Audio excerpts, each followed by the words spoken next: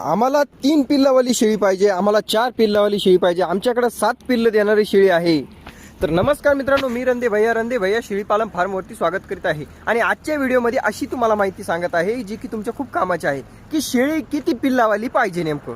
चला तर मग सांगतो. हे बघा, तुम्ही जर मेंढ्या बघितल्या, मेंढी एकच पिल्लू देते बघा, पण किती रप्पस पिल्लू असतं तिचं.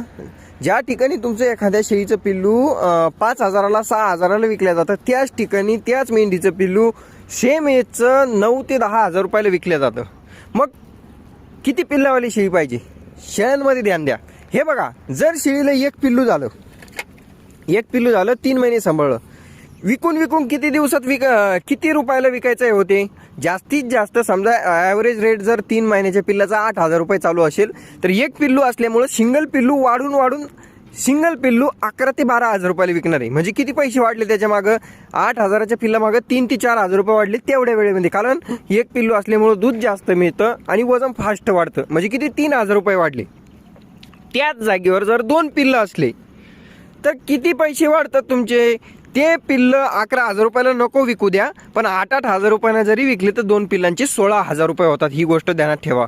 म्हणजे किती पैसे वाढतात बघा, डायरेक्टली तुमचे 5,000 ते 6,000 रुपये वाढतात. जर शेळीला 2 पिल्लं असेल किंवा 2 पिल्लावाली शेळी असेल, 2 पिल्लं देणारी वंशावळ असेल.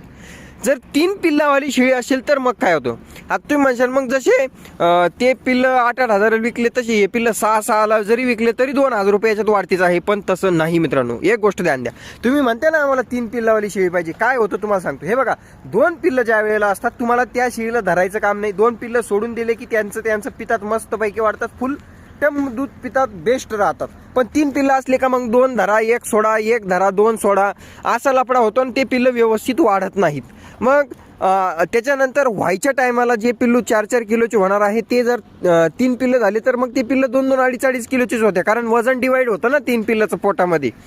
त्याच्यामुळं जर तुम्हाला शेळी घ्यायची असेल तर शेळी घेत्यावेळी 2च पिल्लावाली शेळी घ्या. जर तुमच्या शेळीनं यदा कदाचित 3 पिल्लं दिले, भरपूर दूध जरी तिला असेल तरी तिच्या खाली 2च पिल्लू ठेवा. एक पिल्लू एक तर तुमच्याकडे दुसरी शेळी असेल तिला लावा, गाईचं दूध असेल तिला पाजा, किंवा मग ते पिल्लू बाजारात नेऊन तुम्ही 4-8 दिवस सांभाळून 8 दिवसाचं पिल्लू बाजारामध्ये 2,500-3,000 रुपयाला विकून टाकू शकता. हे बघा, तुम्ही म्हणशाल आमच्या इकडे तर 500 रुपयाला कोणी मागत नाही. अशातला भाग नाही भाऊ. बाजार फिरा, बाजारामध्ये ताने पिल्लं 2,500-3,000 रुपयाला. आणि असं नाही कापायला जातात, पाळणारे लोक दूध जास्त असल्यामुळे घेतात. एखाद्या शेळीची पिल्लं मरून जातात ते घेतात. तर असं काही नाही की आईपासून तोडलं वगैरे, चांगल्या प्रकारे लोक घेतात. आयडिया कशी वाटली कमेंट करून नक्की सांगा. रंदे भैया शेळी पालन फार्मला सबस्क्राईब करून घ्या. 3 पिल्लावाली शेळीचं काय होतं माहिती की, एक तर पिल्लं व्यवस्थित वाढत नाही आणि मग नंतर लपडे होतात, विकत पण नाही. धन्यवाद.